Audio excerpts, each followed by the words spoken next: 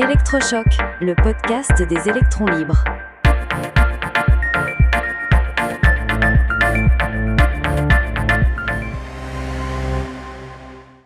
Zipline, les drones qui sauvent des vies. Aujourd'hui, nous allons aborder le thème de la technologie au service de l'humanitaire, et plus précisément d'une innovation qui est en train de révolutionner l'accès aux soins dans des zones reculées. Absolument, Max. On va parler de drones, mais attention, pas les drones de loisirs qu'on fait voler dans son jardin. On parle de drones qui transportent de l'espoir et très concrètement des produits médicaux vitaux. C'est exactement ça. Imaginez un instant la scène. Une clinique isolée à des heures de route de la ville la plus proche. Une jeune maman vient d'accoucher, mais elle fait une hémorragie. Chaque seconde compte.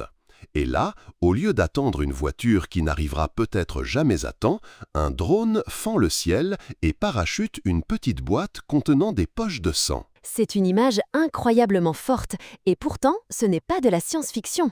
C'est le quotidien de l'entreprise Zipline, qui opère depuis 2016 dans plusieurs pays d'Afrique, comme le Rwanda, le Ghana, le Kenya ou encore le Nigeria. Et les résultats sont tout simplement spectaculaires. On ne parle pas d'une petite amélioration à la marge, les chiffres sont éloquents. Dans les zones où Zipline intervient, on observe une réduction de 51% de la mortalité maternelle due aux hémorragies postpartum. 51%, c'est colossal. Ça veut dire qu'une femme sur deux qui, auparavant, aurait pu mourir de cette complication est aujourd'hui sauvée grâce à cette technologie. Et ce n'est pas tout. Il y a aussi une baisse de 67% du gaspillage de produits sanguins. C'est une ressource si précieuse, et là, on l'utilise de manière beaucoup plus efficace. Exactement. La logistique, c'est souvent le nerf de la guerre en santé publique. Comment acheminer le bon produit au bon endroit, au bon moment, en maintenant la chaîne du froid par exemple. Zipline résout cette équation de manière brillante. Ils ont déjà livré plus de 20 millions de doses de vaccins. Et ce qui est fascinant, c'est l'impact sur la confiance des populations. Une jeune mère au Ghana témoignait qu'avant, l'angoisse était permanente. Maintenant, elle dit se sentir en sécurité car elle sait que si un problème survient, les médicaments ou le sang arriveront à temps. Ça change complètement la perception des soins. Ça va même au-delà de l'urgence. Zipline participe aussi à des programmes de prévention. Au Kenya, par exemple, il livre des kits de dépistage du VIH et des traitements de manière discrète. Pour beaucoup de jeunes, c'est une barrière psychologique énorme de se rendre dans une clinique. C'est une excellente remarque. La confidentialité, c'est crucial pour ces sujets.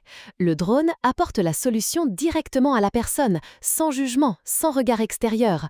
Plus de 100 000 jeunes ont déjà pu bénéficier de ces tests anonymes. C'est une avancée majeure dans la lutte contre le VIH. On voit le même schéma au Nigeria pour la vaccination des enfants.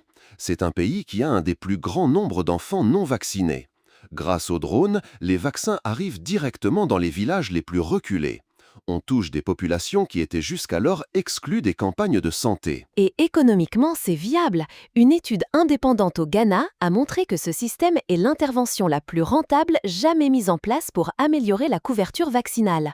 On économise des millions en prévenant des maladies comme la méningite qui coûtent très cher à traiter. C'est un cercle vertueux. On sauve des vies, on améliore la santé globale et on fait des économies qui peuvent être réinvesties ailleurs. On peut aussi citer le cas du Rwanda, où des patients diabétiques reçoivent leur insuline directement chez eux. Fini les longs et coûteux trajets jusqu'à l'hôpital. C'est vraiment la preuve que la technologie, quand elle est bien pensée et bien appliquée, peut être un formidable accélérateur de progrès social et sanitaire. On part d'un problème très concret, l'isolement géographique, et on y apporte une solution du XXIe siècle. Et cette solution est si efficace qu'elle commence à s'exporter hors d'Afrique. C'est assez rare pour être souligné. Zipline vient de lancer un service de livraison à Dallas, aux États-Unis, en partenariat avec Walmart. Ah oui, c'est un changement d'échelle et de contexte total. On passe de la livraison de poches de sang dans la brousse à la livraison de plus de 65 000 articles de supermarché dans une grande métropole. Le principe reste le même, la rapidité. Ils promettent des livraisons en moins de 2 minutes pour la plupart des commandes. C'est 10 fois plus rapide qu'une voiture. Ils utilisent pour ça une nouvelle génération de drones, les P2, qui sont plus silencieux et peuvent transporter plus de charges. C'est impressionnant.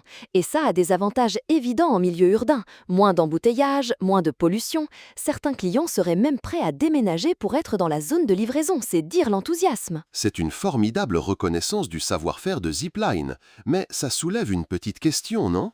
Est-ce que ce succès commercial en Occident ne risque pas de détourner l'entreprise de sa mission première, humanitaire, en Afrique ? C'est le point de vigilance en effet. Il faut espérer que la croissance de l'activité commerciale vienne financer et renforcer la mission humanitaire, et non la remplacer.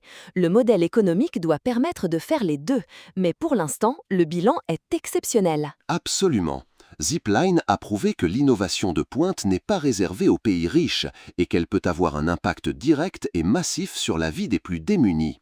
C'est une histoire incroyablement inspirante et un modèle à suivre. Tout à fait. C'est une vision très optimiste de ce que la technologie peut accomplir.